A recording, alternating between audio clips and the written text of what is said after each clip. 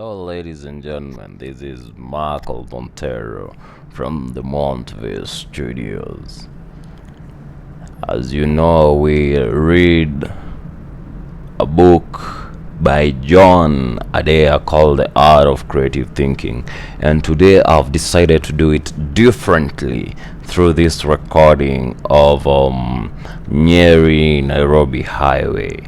And I'm gonna start at chapter 15 that states on inspiration, and it says God gives inspiration. That was said by Frola Robson. Look well into yourself, wrote the Roman author Marcus Antonius. There is a source which will always spring up if you will search there. What is the origin of this mysterious well of new ideas and thoughts in the depth mind? Who feeds the water tables? The ancients were in no doubt it was the gods.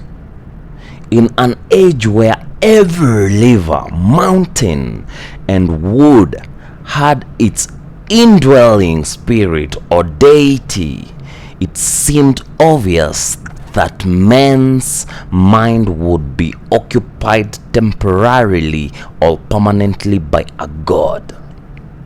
We could all be enthusiastic, which means literally in Greek to be possessed by a god.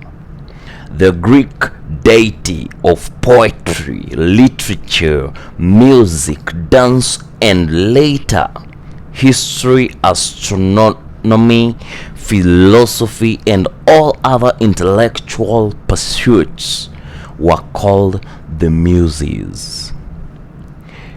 Hesiod declared there were 9 of them, all daughters of Zeus and Mnemosyne. In Roman times, they were allocated individual areas of responsibility. For example, Clio for history and Urania for astronomy. A cult of the Muses led to temple being set up in their honor.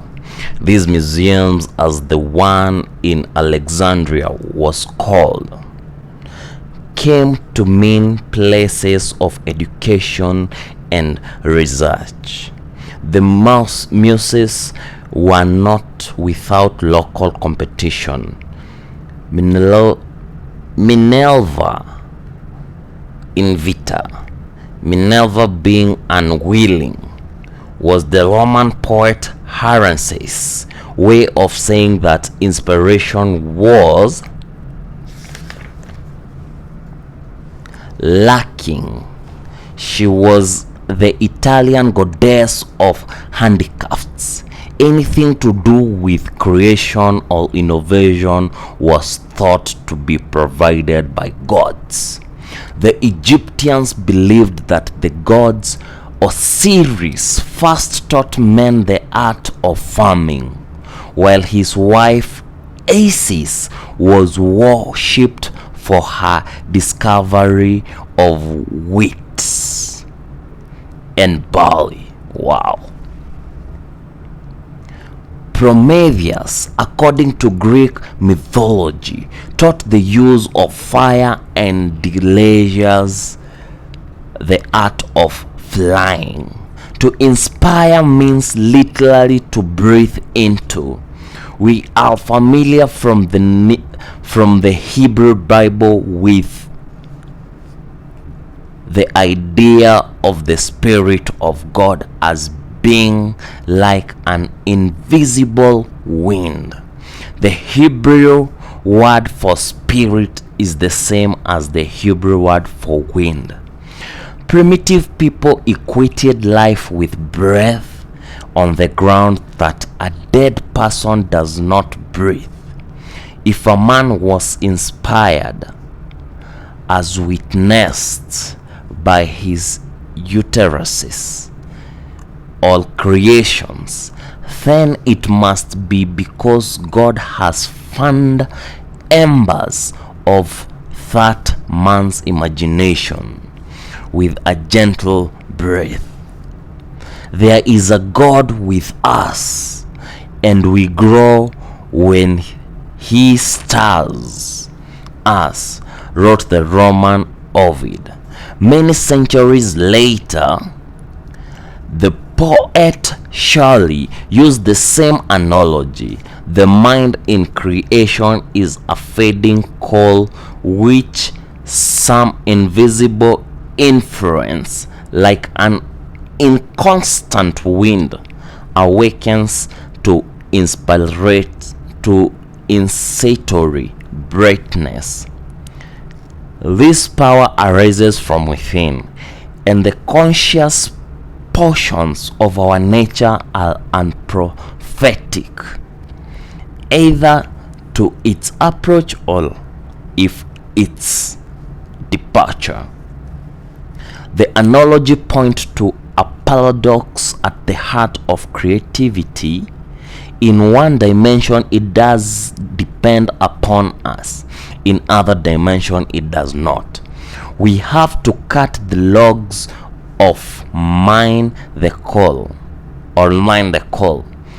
We have to assemble our materials, build the fire, and light it. It fades into our unconscious minds. All this is our work, but that mysterious illumination, sudden or gradual, does not appear to be our work. You could, of course, simply put it down to the unconscious mind and leave it at that. But the model of the indwelling God, or the playing upon us of an external divine influence, is useful in that it induces certain attitudes which are characteristic of understandingly creative people. What do you think they are? Let's go straight to the key points. Key point number 1: your depth or unconscious mind may be a meeting place between human thoughts and divine inspiration, issuing in genuinely creative ideas and new creation. Wow. Key point number 2: that is only an assumption or an unproven hypothesis. It may or may not be true, but it may be useful and productive to act as if it were true. Interesting. Key point number 3: creative thinkers of all kinds, including scientists, tend to retain the old religious model of inspiration in some form or other, alongside other models. Wow. Key point number 4 and the last one, the last one. You and I may have and develop a talent for creative thinking, but others clearly have a gift which is something of a different quality and degree. Who is the giver? Who is the gift given? What is its nature? How is it best preserved? Can it be lost? Oh, interesting. We're still on our journey through Nyeri Nairobi highway, and that leads us to chapter 16. Will I continue reading? How far have we gone so far? And what I'm trying to say is we are at the junction almost heading to Makutano. Is it Makutano? Uongo. Kenol. Do not wait for inspiration. Usigoja inspiration. Do it. Yeah. That is chapter 16. I hope I'll meet you all at chapter 16 because I have only two minutes left. And remember, this is Michael Montero from the Monteville Studios. The book I'm reading is by John Adair. Adair, a very interesting book indeed. And what I'm reading, it's saying something interesting. It is from the National Library Services. Very very old. Oh God, 1996. Hey, international.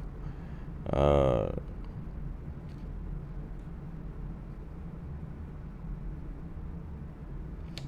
Wow, 1996 from Kenya National Library Services. Books by John Adair. Leadership and Management. Training for leadership, training for decisions, training for communication, action centered leadership, management, and morality. The Becoming Church, effective leadership, management, decision making, effective team building, how to manage your time, not bosses but leaders, developing leaders, great leaders, understanding motivation, the challenge of innovation. Wow, history, Hastings to Culloden with Peter Young, Roundhead General. Chariot. 1644, John Hampden, the Pilgrims Way loyal parishes of Britain, founding fathers by the sword divided. Whoa. That is a book by John Adair. That is books by him and his history. Whoa. And read to you by Michael Montero.